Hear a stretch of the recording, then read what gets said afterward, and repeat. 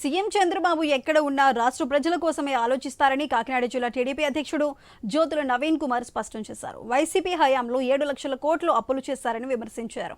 ఈ నిధులను ఏ అభివృద్ధి కోసం ఖర్చు చేశారో వైసీపీ నేతలు చెప్పాలని డిమాండ్ చేశారు. అప్పుల్లో ఉన్న రాష్ట్రాన్ని అభివృద్ధి పథంలో తీసుకువెళ్లేందుకు సీఎం చంద్రబాబు కృషి చేస్తున్నారని జ్యోతుల నవీన్ చెప్పారు.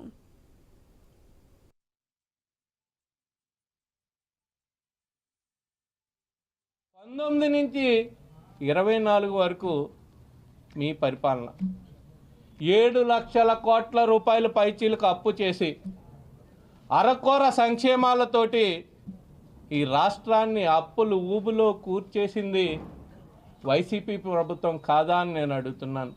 3,500 కోట్ల రూపాయల మధ్యంలో అవినీతి చేసింది ఈ వైసీపీ ప్రభుత్వం కాదా?